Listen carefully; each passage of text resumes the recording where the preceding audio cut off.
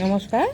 আজি আমাৰ গোচ লোৱা সেইবাবে তুলসী পুলি, কলা কচু পুলি এটা আৰু শৰাই চাকি বন্তি লৈ পথাৰলৈ ওলাইছোঁ।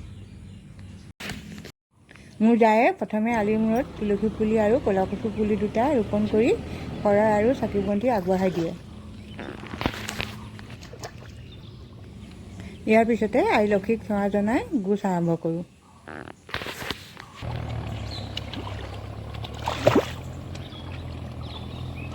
অলপ পিছতে ৰোৱনীসকল আহিব, প্ৰসাদ খাই তেওঁলোকে ৰুব।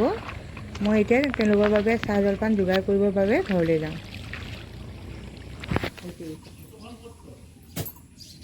তেওঁলোকক পুৰি তৰকাৰী খুৱাম বুলি ভাবিছোঁ, সেইবাবে মই আগতে তৰকাৰীখিনি কাটি লওঁ।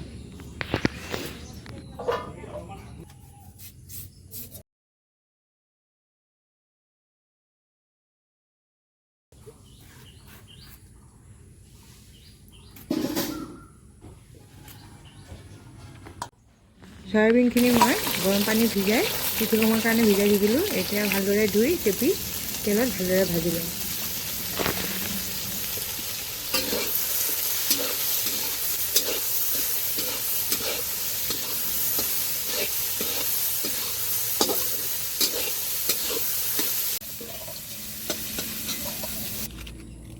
চয়াবিনখিনি নমাই লৈ সেই তেলতে আৰু অকণমান তেল দি তেজপাত কেইটামান, নহৰু, পিঁয়াজ আৰু কেঁচা জলকীয়া দি ভালদৰে ভাজি লৈ কাটি লোৱা ৰঙালাওখিনি মই এতিয়া দি দিলোঁ। ৰাতি তিয়াই থোৱা কাবুলী বুটকেইটা মই ভালদৰে ধুই ভাজিতে দি দিওঁ। এতিয়া কাটি থোৱা বাকীখিনি তৰকাৰীও মই লগতে দি দিওঁ। হালধি নিমখ দি তৰকাৰীখিনি সিজিবৰ বাবে মই ঢাক মাৰি দিওঁ।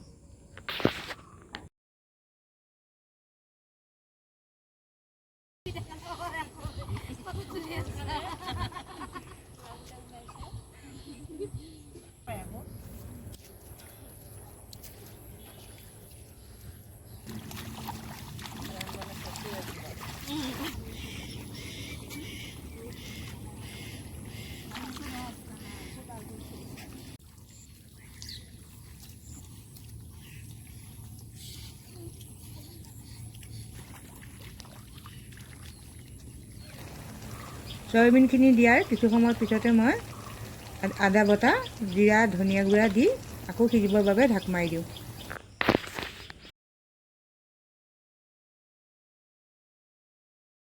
পুৰি বনাবৰ বাবে মোৰ জায়ে আটাখিনি মাৰি বেলি দিয়ে।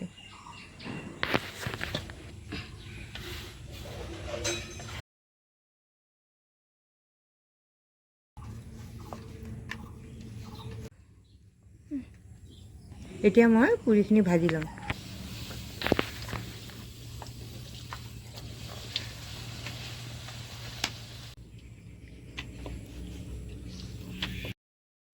যিহেতু আমাৰ ঘৰ পথাৰৰ ওচৰতে, গতিকে তেওঁলোকক চোতালতে বহিব দি পুৰি তৰকাৰী লগতে চাহো খাব দিলোঁ।